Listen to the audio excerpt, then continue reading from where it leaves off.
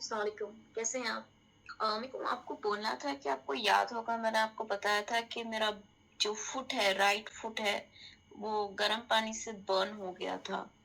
تو ابھی وہ ہیلنگ چل رہا ہے وونڈ کا، تو میں ساکس نہیں پہن پاؤں گی نماز میں۔ تو کیا میری نماز بغیر ساکس کے قبول ہو جائے، ساکس پہننے کے قبول ہو جائے گی؟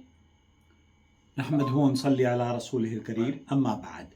دیکھیے، آپ کو سب سے پہلے تو اللہ تعالیٰ شفا عطا فرمائے۔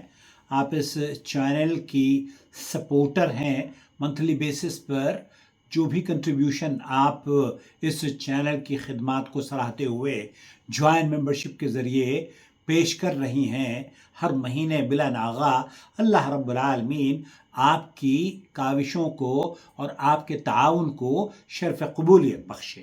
ایسے ممبران کی اور ایسے سپورٹرز کی ہمیں بے حد ضرورت ہے۔ آپ بھی اگر چینل کو سپورٹ کرنا چاہتے ہوں اور اس کام کو سراہنا چاہتے ہوں تو موسٹ ویلکم، ہمارے جوائن ممبرشپ اختیار کر لیجئے، اور جیسے بہن ہمیں سپورٹ کرتی ہیں آپ بھی ریگولر بیسس پر اس کے سپورٹر بن جائیے۔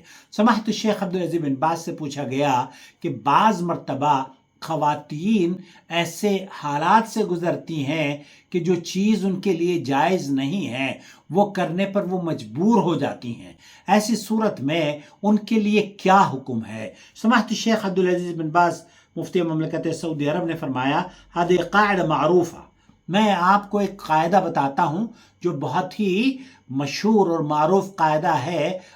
اسلام یا اہل علم نے اس اصول کو اپنایا ہے، اور جب کوئی عورت کسی ڈاکٹر کے پاس جاتی ہے یا کہیں ایسی جگہ پر کچھ ایسے کام کرنے پر وہ مجبور ہو جاتی ہے، مثال کے طور پر ڈاکٹر کے پاس جا کر وہ بعض مرتبہ اپنے چہرے کو کھولتی ہے، بعض مرتبہ بہت سارے جسم کے ایسے حصے ہیں جو علاج کے لیے اسے دکھانے پڑتے ہیں ڈاکٹر کو۔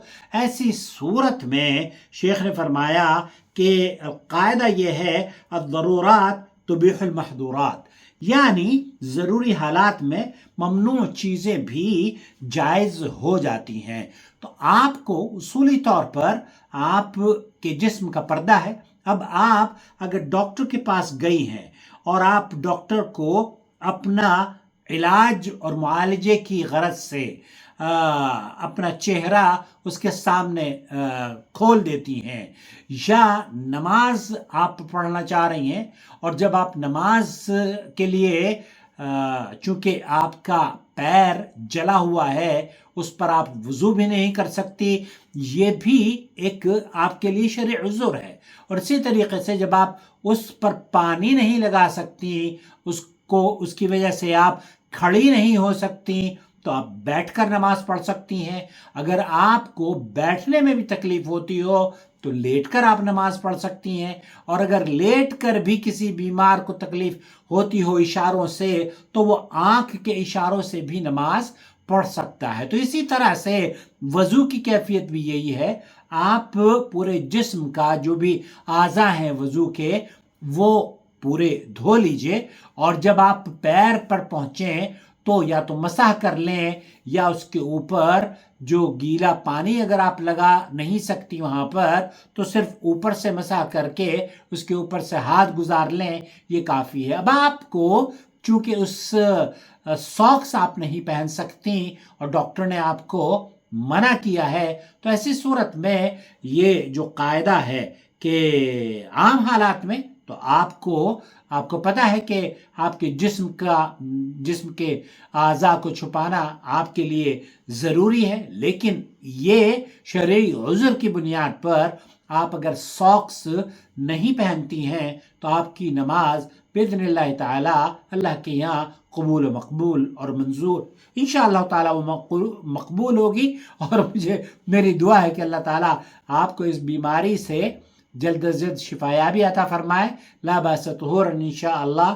صلی اللہ العظیم رب العرش العظیم ان یشفیکی یا رب العالمین۔ والسلام علیکم ورحمۃ اللہ وبرکاتہ۔ نماز آپ کی درست ہے جب تک کہ آپ بیمار ہیں، اپنے جس طریقے سے آپ کے لیے آسانی ہو اس طریقے سے نماز پڑھتے رہیں، اور جب آپ کو اللہ تعالیٰ شفا یابی عطا فرمائے پھر نارمل جو روٹین جس طریقے سے اہل اسلام کی خواتین وضو کرتی ہیں، اہل اسلام کی خواتین رکوع اور سجود میں یا بیٹھتی ہیں تشہد میں، وہ تمام کے تمام آپ کو ویسے ہی کرنے ہوں گے. بس چند دنوں کی بات ہے، اللہ تعالیٰ آپ کو جلد شفا عاجلہ اور کاملہ عطا فرمائے. آمین یا رب العالمین. بہت شکریہ آپ کا ایک بار پھر چینل کو سپورٹ کرتے رہنے کا.